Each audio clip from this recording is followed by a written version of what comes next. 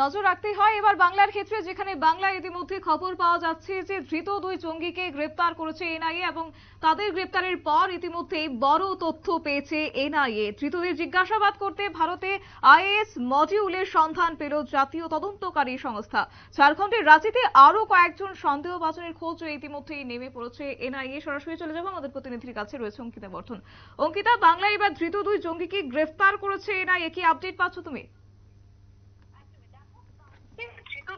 জঙ্গির সূত্র ধরেই কিন্তু এবার রাঁচিতে আইএস জঙ্গি মডিউলের সন্ধান এবার পেয়েছে এনআইএ।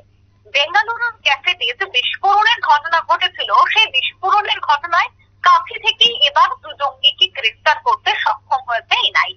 বিশেষ করে কলকাতার চারদিক গা ঢাকা দেওয়ার পর ঝাড়খণ্ডের রাঁচিতেই তারা পালিয়ে যেতে সক্ষম হয়। সেখানে আইএস এর একটি স্লিপার সেলে গা ঢাকা দেয় সেই দুজন। রাঁচিতে 7 দিন থাকার পর 21শে মার্চ কলকাতায় ফিরে আসে দুই জঙ্গি। বেঙ্গালোর থেকে আইএস জঙ্গি সংগঠনের এক মাথা অর্থাৎ মোজাম্মেল শরীফ, তিনি কলকাতায় এসে ধর্মতলা অঞ্চলে তার সঙ্গে দেখা করেন।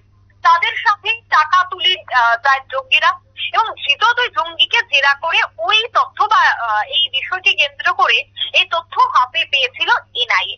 আর কলকাতায় থাকাকালীন গোয়েন্দারা যাতে তাদের সন্ধান না পায় সেজন্যই মোবাইলের সফটওয়্যার পাল্টানোর সিদ্ধান্ত তারা নিয়েছিল।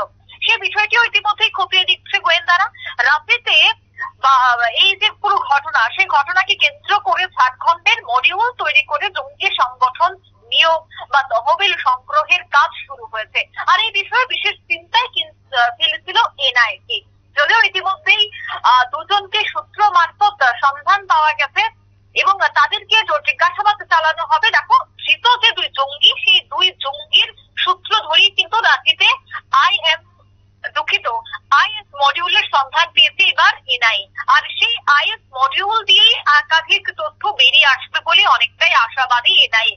যেহেতু এই বিস্ফোরণ কাণ্ড নিয়ে ইতিমধ্যেই এনআইএর হাতে সমস্ত দায়ভার রয়েছে, সমস্ত দায়িত্ব রয়েছে যে গোটা বিষয়টি খতিয়ে দেখা, আদতে কি কারণ ছিল বা কিভাবে সে বিস্ফোরণ, এর পেছনে কারা লুকিয়ে রয়েছে, প্রত্যেকটা বিষয়ের জন্য তদন্তের দায়িত্ব কিন্তু রয়েছে এবার এনআইএর হাতে। তাই প্রত্যেকটা বিষয় খুঁটিনাটি কিন্তু এবার যাচাই করছে এনআইএর সদস্যরা। বিশেষ করে এনআইএ আধিকারিক তারা বিভিন্ন জায়গায় যাচ্ছেন, বিভিন্ন জায়গায় তল্লাশি চালাচ্ছে। বিশেষ করে যে দুজন জঙ্গিকে ইতিমধ্যেই পুলিশ আটক করতে সক্ষম হয়েছে, সেই দু জঙ্গির সাথেই বা সেই দুই জঙ্গির সাথে কথাবার্তা বলার পর তাদের যে মূল চক্র বা যে মূল মাস্টার মাইন্ড, তাদেরকে ইতিমধ্যেই কিভাবে পাকড়াও করা সক্ষম হবে বা গ্রেফতার করা সক্ষম হবে, সেই বিষয়টা নিয়ে কিন্তু এবার এনআইএ মাঠে ময়দানে কাজ করছে। দেখো, সামনেই রয়েছে নির্বাচন, আর নির্বাচনের প্রাক মুহূর্তে দেশে কোনো ধরনের যেন অপ্রীতিকর ঘটনা না ঘটে, তার জন্যই কিন্তু ইতিমধ্যেই এনআইএ, সিবিআই থেকে শুরু করে আমরা দেখতে পাচ্ছি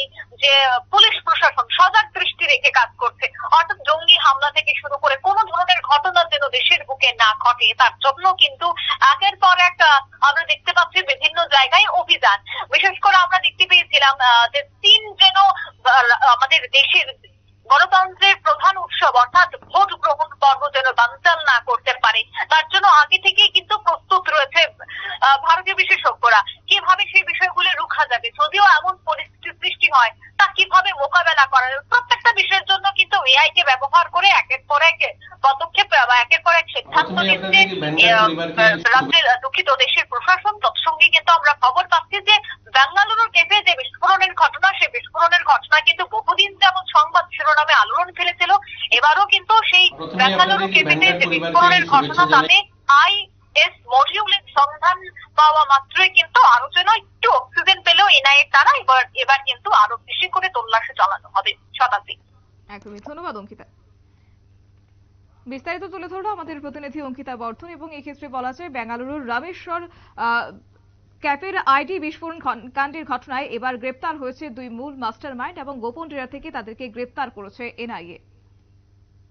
নিয়ে নিচ্ছে ছোট একটি বিজ্ঞাপন বিরতি, সঙ্গে থাকুন।